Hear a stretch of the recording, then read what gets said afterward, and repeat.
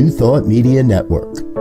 We are a global broadcast network of positive music, media, and entertainment, inspiring humanity's evolution along the journey of enlightenment and creating a world of love, peace, empowerment, and prosperity for all. New Thought Media Network. Positively inspiring.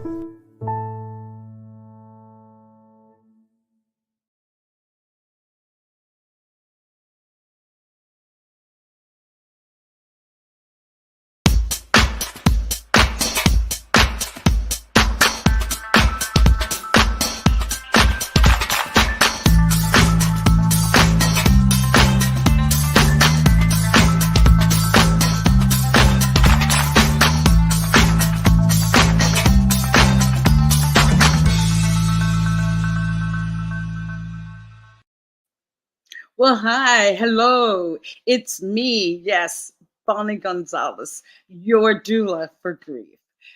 And I am just so excited to be with you today. And just want to say, if you're returning, oh my goodness, I'm honored and welcome back. And if you're new, if this is your first time tuning in, I'm truly honored. Just sit back, relax, listen. If anything comes to mind, you can, if any question comes to mind, any comment, we have a comment box and you can drop that right into the comment box and be an interactive part of the show. Make this hour about yourself as well, listening and sharing your ideas and opinions on grief. And I am a grief coach, a registered nurse, and a religious science practitioner. And then add on to that, a soul collage facilitator. Just here to continue the dialogue on grief. And I can assure you that you've come to the right place today to start your journey of befriending and healing from grief. By starting your own personal journey to befriending and healing from grief, you become guides to allow others to start their own personal journey. And this is how we heal one by one by one, healing together. You know, we are social creatures. We cannot heal in isolation. I think that's a famous quote from Bell Hooks that says, we can't heal in isolation. So one by one, we confront our grief on a level that is personal for us. Everybody grieves differently. We're all such unique, beautiful lights and spirits here on the planet, but we're all truly uniquely different. What is that like? There's no two snowflakes alike. Well, that's us humans. So back to our purpose for being here, to really share and deepen our understanding of grief. And knowing that grief is caused by loss. And loss is defined as any expected or unexpected occurrence where you can't go back to the way things were before. Of course, death is the biggest one that we all know about. But divorce, a diagnosis of an illness, a geographical move, a natural disaster, also the birth of a child, puberty, aging, graduation, job promotions, all of those things can thrust us into grief because of a loss of a previous way of being in our lives. And then grief is just defined as a collection of normal, natural emotions that follow a loss.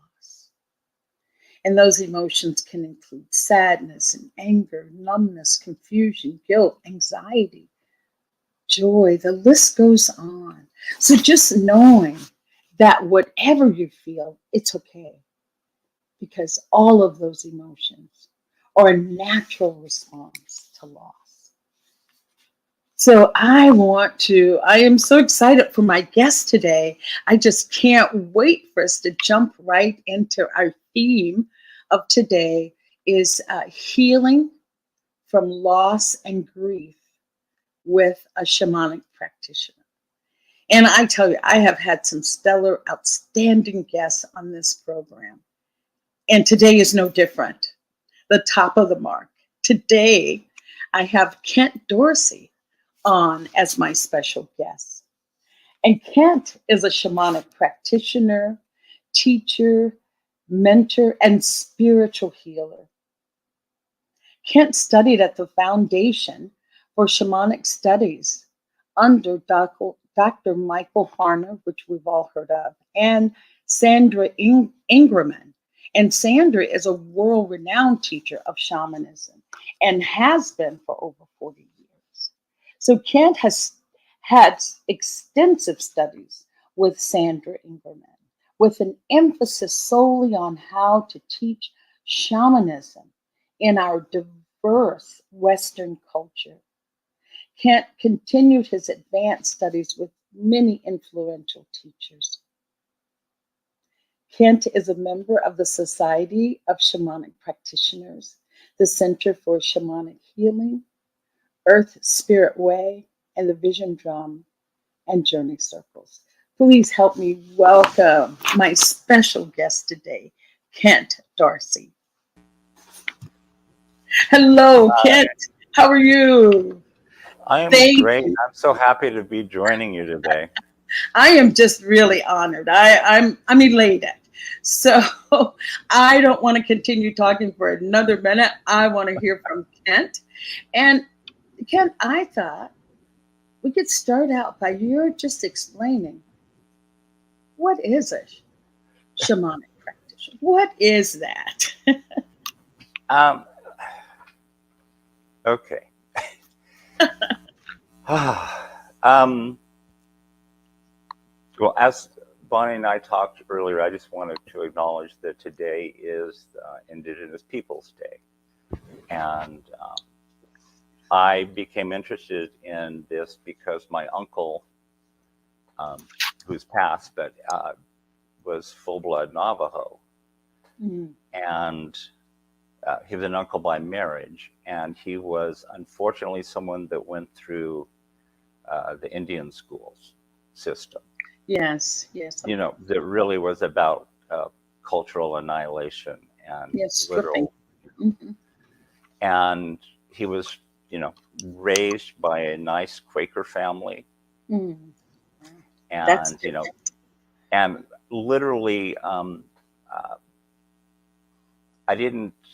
he didn't come out that he was Native American until I was 35. And he was so traumatized by this experience that it really, really struck me. I have a strong feeling of not participating in any cultural appropriation. Mm-hmm. So that's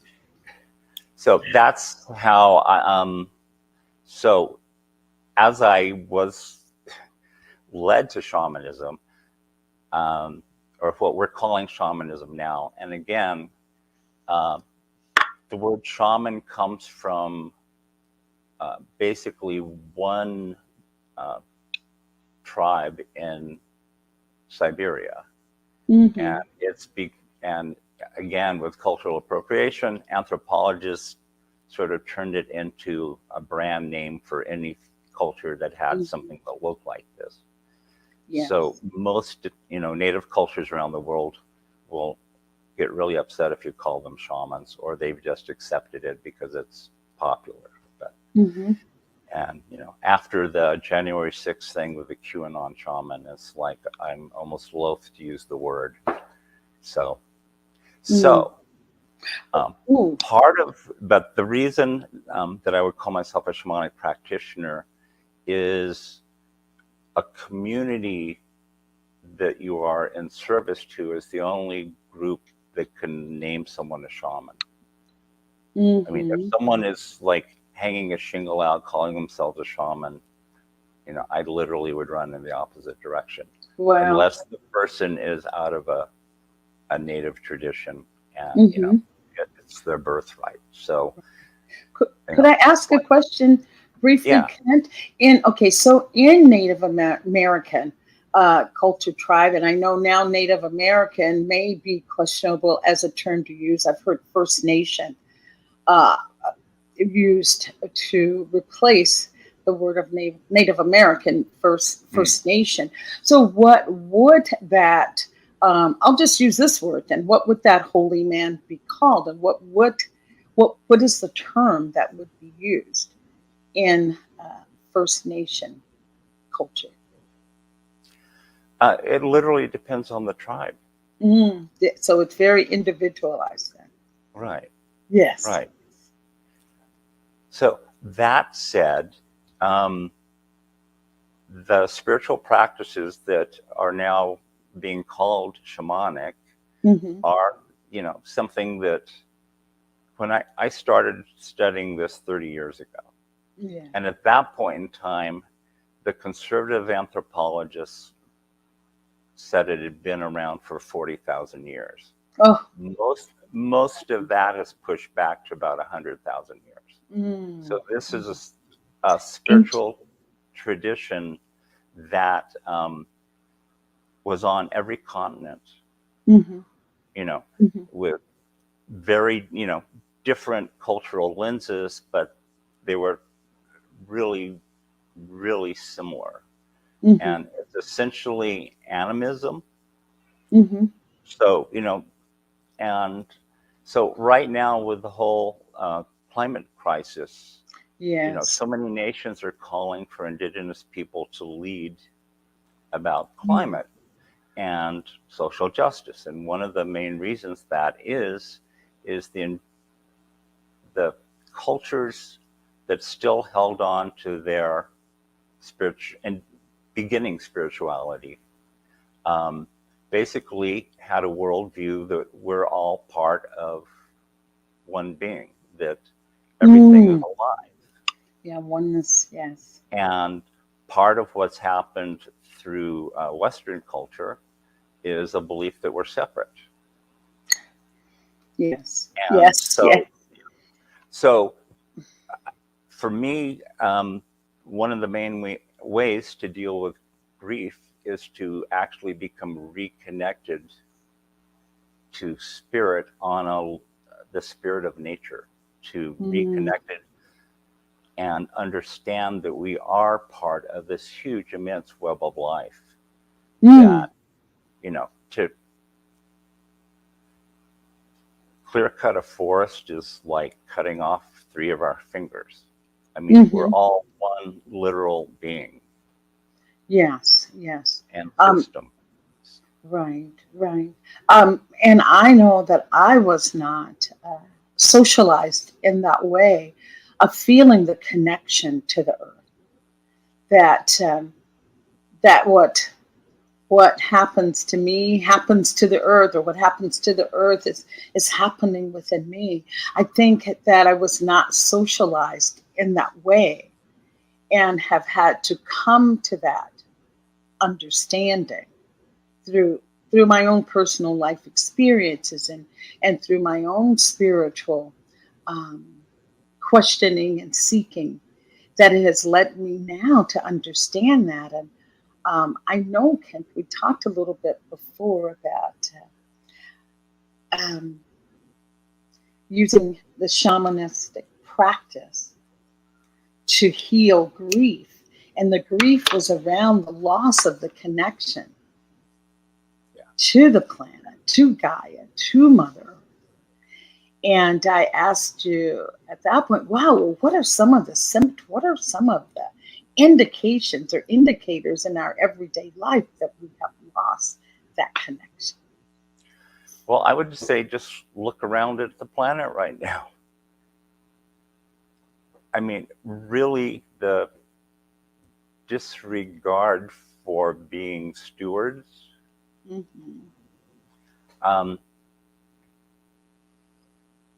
When the Europeans came to South America, North America, a lot of the indigenous peoples thought we were insane. Mm-hmm.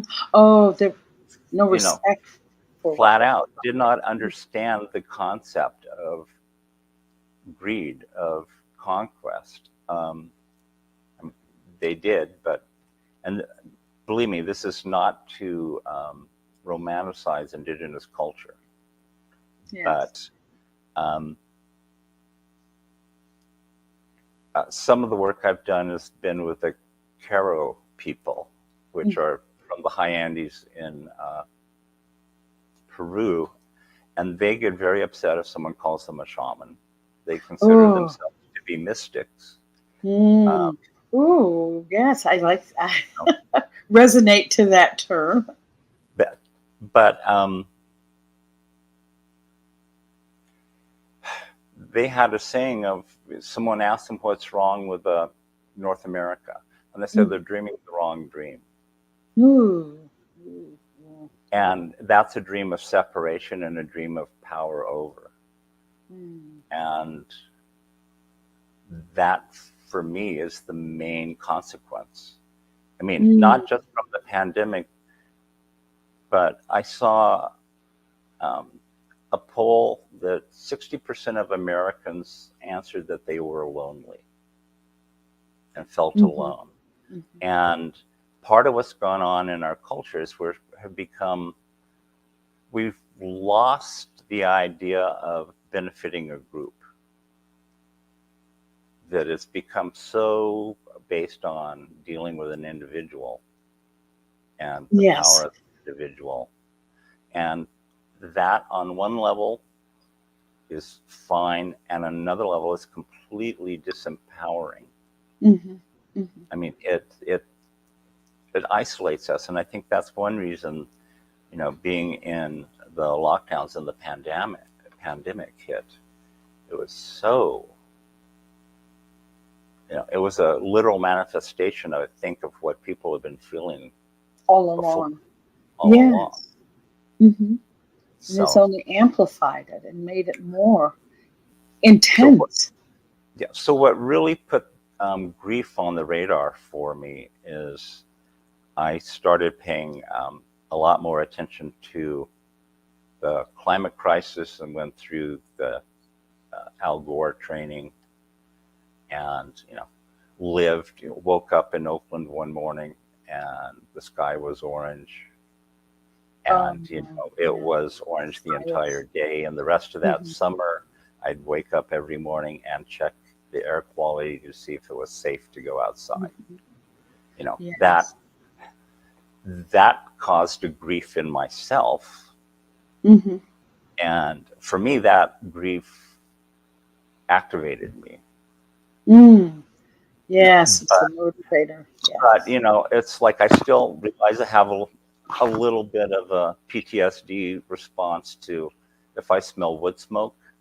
Oh yeah, yes. I go, or where I'm living, it's near a firehouse, so every time the sirens go by, it's like traumatizing. I get tweaked. So, but that's really how I started looking at what tools do I have, not just for myself, but to share around healing grief, or not healing it, but being able to process it. Because as you know, I mean, it's not something that, if you deny it, you can't heal it. Right. And my expression is, if you can heal it, if you can feel it, you can heal it. No, exactly. So one of the things that isn't particularly shamanic, but I've wound up getting hooked up with a woman named Jess, that's from Scotland, that started an organization and an event called the Climate Cafe. And it was 12 of her friends got together, and they were so freaked out by the whole climate issue. They just wanted to talk So they literally went to a cafe, had a cup of tea, and felt better. And this has turned into a worldwide organization. The Scottish government's now adopting it as a, and it's an amazing thing. But the healing happens because, and it is a healing environment. The way these are set up is it's kind of non-moderated. It's just people coming together, knowing it's a space safe, and being able to talk. Exactly. You know, what a concept, you know. And I know they based a lot of it off of the grief or the Death Cafe.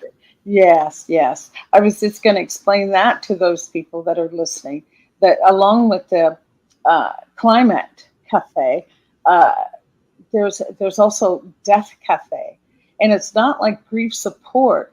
It's just coming together to give voice to what we feel about death, because so much fear is around that. And once you can give voice to it, give words to it, you can deflate some of that fear. And Kent, I believe that's what you're saying with the Climate Cafe, to come give a voice to your concern, your fear.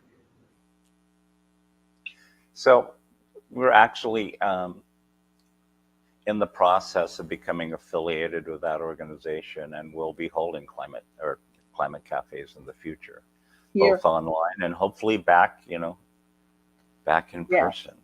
And can anybody host?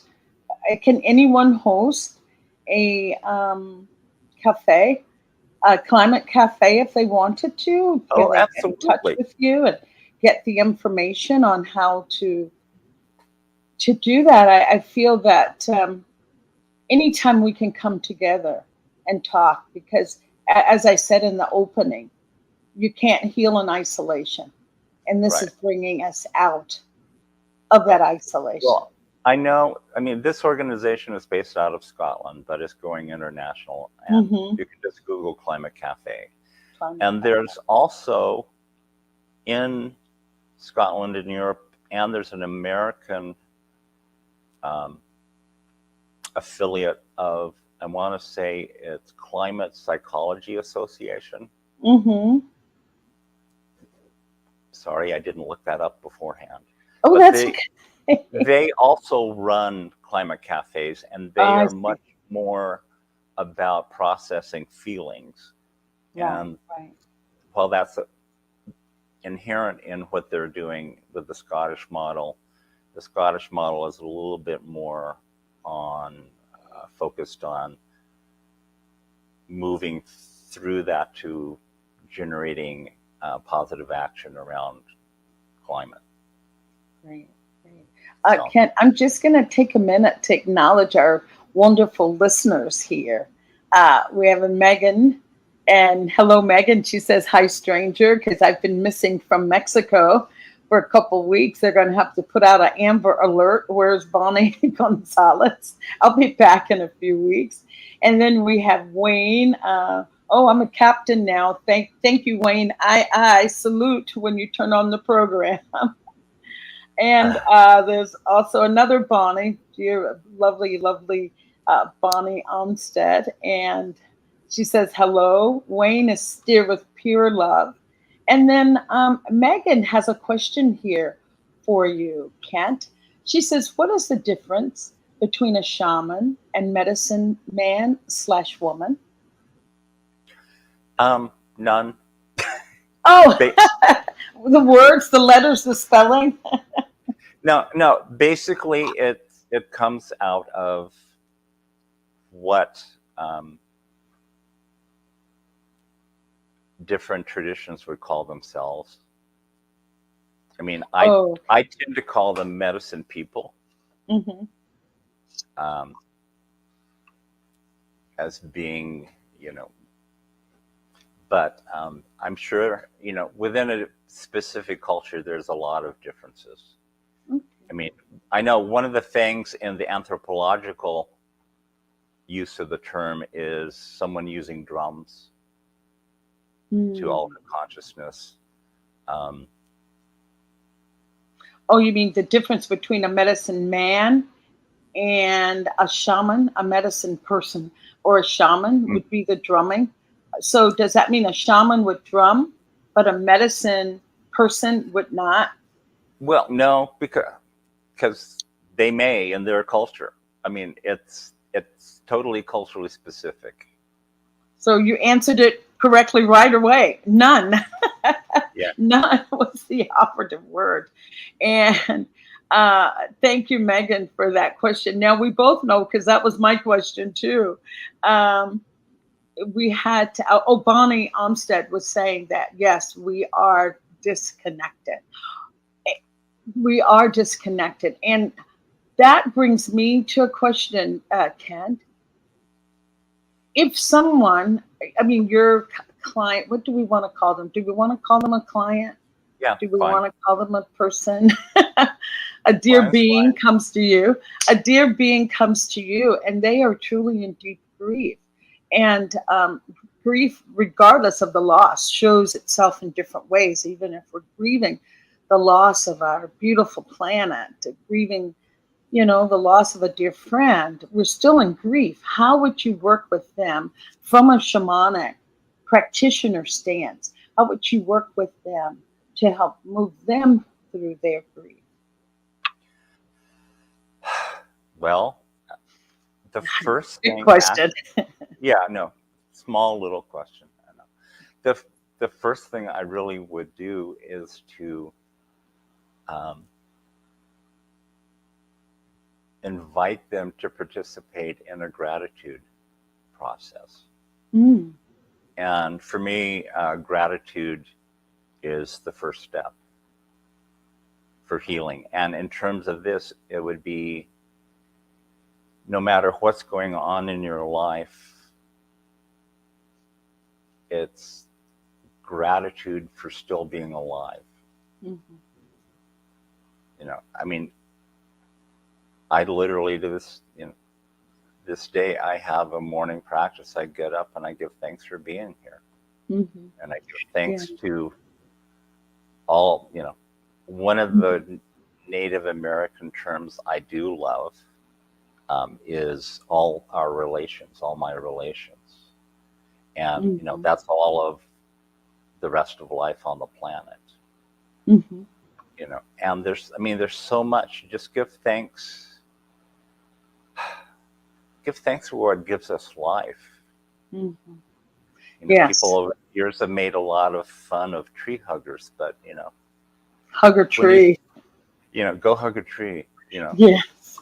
However, and not even go hug, but just thank the tree, thank a plant for providing oxygen for us. Yes. As we breathe in and breathe out, we wouldn't be here without the plants, without the trees. Yes. And and so depending where the person is, and if we had time, I would love to teach them how to do a shamanic journey for themselves. Yes, that's what I was hoping you'd get to, Kent. So that you can share that. Yes. And a shamanic journey,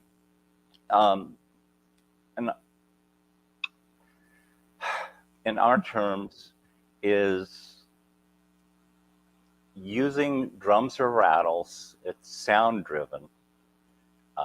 There's a specific beat that we can get into that literally they've done a lot of brain scan work on this, and it's fascinating because we figured this out, whatever it was, 100,000 years ago. Mm-hmm.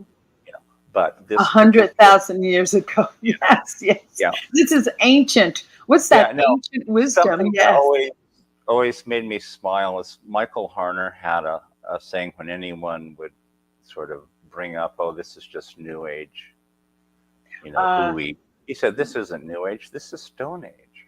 Yes.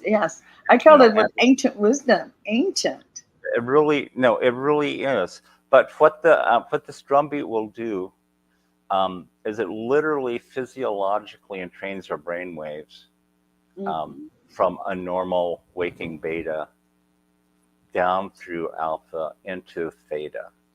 Yes. And there's a lot of ways to get there, but theta is where spiritual experiences happen. It's where you can get there through dance, you can get there through chanting, you can get there through meditation. And I just found and find the drumming pretty much universally works for almost everyone. And you can listen to this drumming for 15 minutes and it can be your first time and it will shift consciousness. So, beautiful, Ken. And before you move on, I want to go back to a comment that we have in the comment box that you talked about gratitude. And Bonnie Armstead, Bonnie Champion Armstead says, also being grateful for the person who was lost. I couldn't grieve my husband's loss if I was not very grateful for the love we shared, our lives together. I consider myself lucky. So I just wanted to make sure I read that. That so validates exactly what you've said, Kent, about being grateful. Yeah. And well, Bonnie, thank you, honey, for sharing that. I know that it's, for me, it's very touching. It's very touching. Thank you, Bonnie. And I want to say Wayne is still here with us. Wayne, he's writing it down. He's cooking with Billy Idol. And he feels that us light workers are united. So thank you, Wayne, Bonnie, and Megan. So, Bonnie, something I wanted to say about gratitude is I'll break it down into 3 pieces. And Bonnie Armstead, what you went through is exactly right. Is the first part is appreciation. It's appreciating and valuing what's happened. The experience of your love. And then the other is attribution, of attributing. If it's someone else is involved, really honor. If it's another person, a group or whatever, the planet, honoring that. And then not just feeling gratitude, but giving thanks, and really sort of, it gives it legs, it gives it power to move out. And yes, thank you. And I'll just add that when you start ruminating, even a great way to break rumination is falling into gratitude, to have a different loop playing of gratitude. So that attitude of gratitude or heart of gratitude will definitely help move you through that healing process. So I so apologize, Kent. You were talking about alpha and theta and beta waves, because Kent is going to give us a little sample of what the drumming is like. It's if you were going into shamanic journey, but I'm going to let Kent tell you about that. Okay. Yeah. Yes. So what a shamanic journey will do is allow us to have a direct experience and conversation with spirit. So, so many different traditions talk about hearing the small, still voice. Well, this is a way to go in and have a dialogue with sometimes a very loud voice. So it's a way to have literally a direct connection. And what I found so fascinating, when I began studying this, a little over half of the people that I was training with were some type of therapist. Maybe 60%. And the majority of that group were coming with the idea that what showed up as spirit was some sort of psychological manifestation, another piece of ourselves or higher self. Then the other half came looking at it as if this spirits were discrete beings. Mm-hmm. you know, outside. And this particular group, this was a 3-year training, and by the time what we primarily were learning were different healing techniques, different healing modalities. And what fascinated me is they worked. It didn't matter if you believed they were psychological, and it Yes. didn't matter if you believed it was a helping spirit. You went and did it, and both groups got equally good results. Mm-hmm. And I must admit that I came in more on the psychological side, and Yes. after all my years of doing this, I'm totally on the spirits reveal side. So, but what the drumming allows us to do is it puts us in, Harner would call it a shamanic state of consciousness, but it literally shifts our consciousness to a point where we can communicate, see, and by see I mean perceive other beings and perceive life. So one of the things when someone can begin to journey is to journey in nature and journey to meet the spirit of a tree, of a plant, of a flower, of a rock. And I know it sounds crazy, but we literally can have conversations with them and get information from them. And if someone came to me and was in true deep distress, there's a healing that is it's interesting because it's actually something that happens to a lot of people as a spontaneous initiation when they start doing this work. It's unpleasantly called a dismemberment. Yes, I've heard the term. But for those that haven't, please explain. And what can happen is if someone is in a journey, the rules of the game are basically set up so that the beings that we meet are only compassionate. Yes. Mm-hmm. Okay. And therefore, our healing, our evolution, that is a given of that's, and it's too much to go into now is how we set those boundaries, but that's who we're dealing with. So one of the compassionate beings can come to someone in a journey and basically take their body apart. And what happens it can be quite literal. It can be, I've been eaten by a wild pig, a boar, or something. I've been, I was eaten by a jaguar and then digested and then released back into the forest and, broken down into molecules. I've been, set on fire and burned to ashes. And what that does is it, as a healing, this takes us back to a place of being in union. All that's left is our whole true self, our whole true spirit.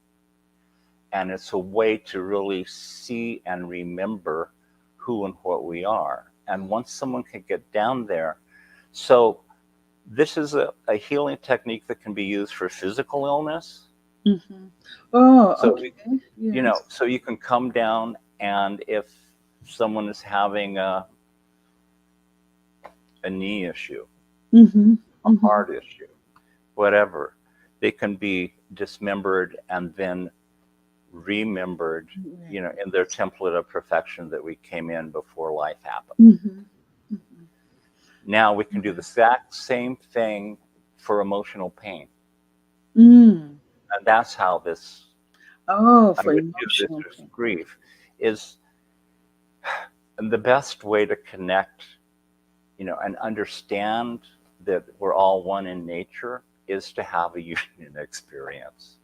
Is to have a what? I didn't hear A you. union experience. Oh, a union where, okay, you feel a connection. Where, literally, get down to understand and know and sense that you are everything in the universe or the multiverse or how far ever out. And once you have that, once you experience that, it isn't an intellectual proposition. It is something that is in your core. And that's one thing that's attracted me over the years to the shamanic work, is that it's all experiential. Mm-hmm. It's. And there's, yes. It's. But the dismemberment is an amazing experience. And I know it sounds strange, but it is truly healing. So I'm feeling, personally, I feel that nothing is really strange. It's just that I haven't heard that before, or I haven't thought in that way before. I haven't seen healing defined in that way before. So therefore, when you say strange, I'm in curiosity about life. And so I encourage others to be in curiosity versus writing something off right away, like, oh, that's too weird, that's too strange, or just, I invite people to be in curiosity around it, and being open. You never know what is going to be your unique path to heal. As I said, we all experience grief in different ways, so we all heal in different ways. And I just had a wonderful person join, Alex, that says he just tuned in. So hello, Alex. Thank you for joining. And Wayne is hanging in there with a white circle with a silver ring around it. So we are in the white light. Thank you, Wayne. Thank you, Wayne. So I wanted to ask, with that said, with you talking about the dismemberment and then the remember, to be remembered, if you wanted to give us a sample of the rhythm that you use to take people on a shamanic journey. Sure. Would you do that? And we could, if you explain a little bit, and then we'll listen. If you want to drum for 2 or 3 minutes. Kit said that the quality. I'll drum for a little bit, and let's just, I'm always. All righty, let's just drum. We'll just see how it is. So what should we do? What should we do to prepare? Just listen. Usually, if someone has headphones or earbuds, it sounds better than little computer speakers. So this basically is 4 to 6 beats a second. It's just a straight 4 beat, and that matches the period of the theta brainwaves. Mm-hmm. They, like I said, there's been several different studies on the drumming and how it affects the brainwaves and all that. And a fascinating thing for me is they've found that a pure tone at that number of beats per second doesn't do anything. Mm-hmm. So if it's just one frequency, but drums, rattles, even, some cultures use sticks, click sticks, all produce very complex sounds. So there's a single tone and harmonics and overtones, undertones, and it's all of that at this rate seems to be what does the entrainment. So okay. So anyway, here we go.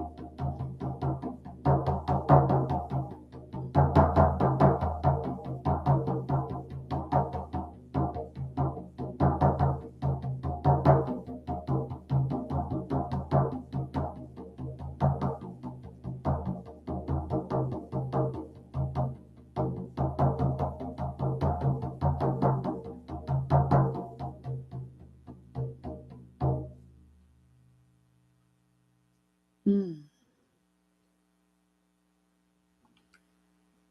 Mm.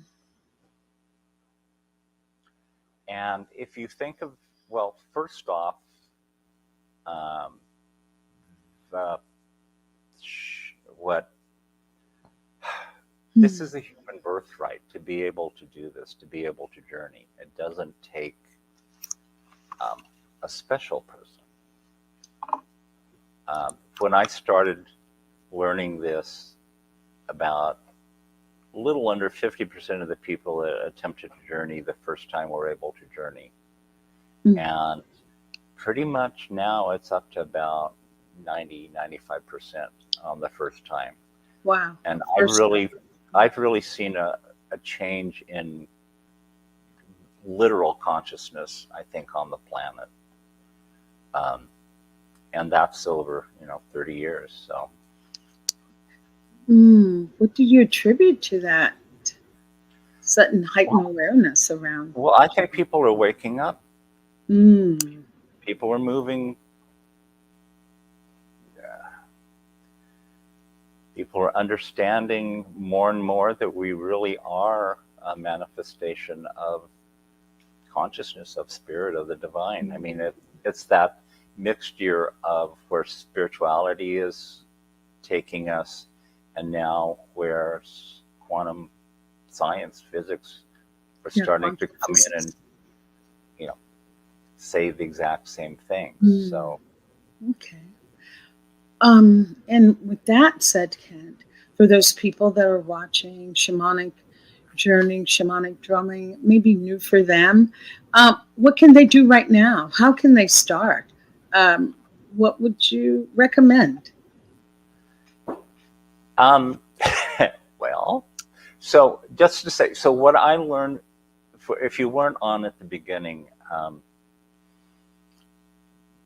I very specifically wanted to find a path that was honoring to different cultures and not being culturally not appropriate. So, Michael Harner, who was an anthropologist that he was one of the first anthropologists to actually break the barrier of just being an observer, and started to participate with the different cultures.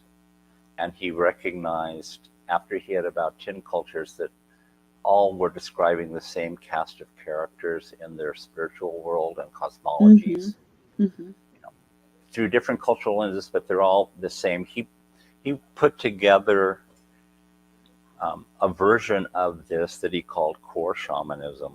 Yes. That is a distillation of each of the healing practices while not replicating any specific culture.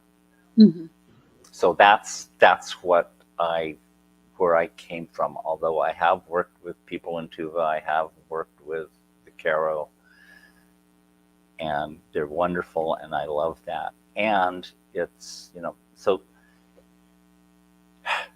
unless you can be adopted by some indigenous healer, looking for someone that is trained in a version of core shamanism, I think, is a good, safe way to do it. Sandra Ingerman, I was part of her group when she did this, was concerned that there were a lot of people out there teaching what they didn't really know, and it wasn't good to teach. So she has a group of people she's trained, and she's very hardcore about integrity and about all of that. So she has a website that's sandraingerman.com, and you can find lists for wherever you are in the country of people that have been trained that way. And Harner's organization is still here and does great work, and that's the Foundation for Shamanic Studies. And I think it's shamanism.org for that one. Also, Ken, could someone could someone get a CD, CDs now, a CD of Michael Horner drumming, and Yeah, you. no, there are a plethora of drumming CDs out there. Horner and the Foundation put together a group. There's a little book that if you're going down that path, I would suggest that is A Beginner's Guide to Shamanic Journeying, and it's by Sandra Ingerman. Mm-hmm. And it's like a little $10 book from, it doesn't matter, but it comes with the CD in the back. Okay. And it's basically her training on how to journey Mm-hmm. in book form. I know you also can get it as an Audible kind of book. Yeah, I have it as an Audible, and I find it quite very instructional. I didn't feel that I was going down a path that I didn't understand. She really did teaching before she started the drumming on the I have the Audible version of her book and just love it. And she takes you through dismemberment and rememberment. So that's my plug for that one. Yeah, so that, I know you can find it on Amazon. The publisher is Sounds True. Mm-hmm. I know you can get it through them. But yes. That's a great way. I am running a journey circle on Zoom still. Yes. That there's a, if you guys could put up at some point. Yeah, Joe, could you put up the meetup that he has, the Journey Circle? Okay, Journey Circle, spiritsong.com. Okay, so the Journey Circle. No, we wanted the meetup. No, is the website. That's there you go. And that's there the direct you link to the meetup, and that happens on the third Friday of the month at 7 p.m. Pacific time. Mm-hmm. And it actually is intended for people that do know how to journey, but usually half the people that show up haven't ever journeyed. As you say, because people are waking up and you're getting new people to journey. Yeah. No, so, and it's a way that you can come and experience and see what it is. And how can we get in touch with you, Kent? Just for further Q&A, for question, answers, insights, revelations? So the Spirit Song 52, yes, I'm still on AOL. What can I say?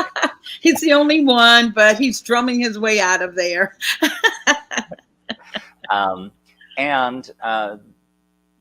there's that, and then the other website is the earthspiritway.com. Oh, I see. We've got there's more information on that. But just email. Yeah. And if you can't get to Kent, you can just email your doula for grief.com, and I'll be more than glad to connect you with Kent. And just really, I think if you haven't tried the shamanic journey as a healing modality for your grief, I invite you to. It's a very gentle, loving, nurturing way of moving through what you're feeling, and honoring what you're feeling, honoring it. That's a major part of it, is to really, it's really to face it, it's not to deny it, and to be completely in the moment with it. Mm-hmm. Mm-hmm. To not be in the past thinking about what did happen and not be frightened of what may happen. Oh, I'm sorry, Ken. I forgot one thing that you taught me. That you can journey for yourself. You can have your drum at a certain rhythm. I just want you to share that before we go. No, absolutely. So it's, again, with Western culture, a lot of people have been taught to journey by lying down and either have somebody drum for them or listening to a track. and with your eyes closed. And that is because of our whole sort of monkey mind thing of being so, they just thought that sort of focus would help us Westerners journey easier. Most indigenous cultures don't lay down. They'll get up, they'll dance. Often, most of the shamans will drum for themselves, and at some point may hand a drum over to an assistant, but they'll always begin. And so you can try it. Think of this as it's like a meditation practice. It is a practice. The more you do it, the better, easier it gets. You build up those neural pathways, and it just is easier to go. And yes, you can drum for yourself. Yes, yes. Thank you, Kent. Was there any last words you'd like to leave our audience with? We'd just be honored to have.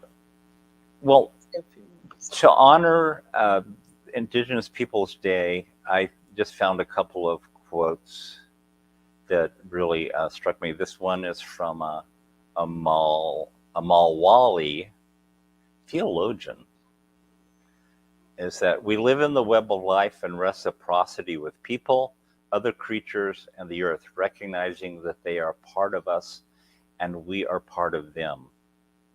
Plants, trees, rivers, and the sun are respected and thanked to fellow beings in the larger community of mutual aid. Accept other life forms as part of your extended family. Wonderful, wonderful. And I mean, and that's the key, is to recognize that we really are one. Yes, yes. Oh, Kent, thank you so much. And thanks for that reminder to honor Indigenous Peoples Day. And I love what you said about tree hugging. Maybe let's do something different today. Let's all go out and hug that tree and connect with Gaia. Oh, Kent, thank you so much. And thank you to my beautiful listeners today, Wayne, Alex, Bonnie, Megan. Thank you so much for being a part of this today, for making you the number one person in your life today by joining us to help move through whatever grief you may be in the midst of, and to know that you're not alone. That was one of the big things that Kent was talking about earlier, about that feeling of isolation and disconnection, and that we're not one. We are all one. What affects one affects all. So know that you're not alone. So I thank you so much for being together with me and Kent today. And I'll be back next Monday. Again, Bonnie Gonzalez, your doula for grief, a grief coach. So if you need assistance with moving through this process of grief, please reach out. Remember, Kent has a journey circle every third Friday. Is that correct, Kent? Right. Which can be found on Meetup. And so come on, let's meet up and journey together. And let's move through this grief together. So thank you. So yeah, there we are. Meetup.com, Earth, Spirit Way, Shamanic Circle. So see you on the third Friday. Thank you so much, Kent. Thank you. Bye for now. Ciao.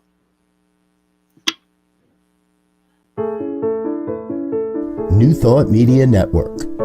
We are a global broadcast network of positive music, media, and entertainment, inspiring humanity's evolution along the journey of enlightenment and creating a world of love, peace, empowerment, and prosperity for all. New Thought Media Network. Positively inspiring.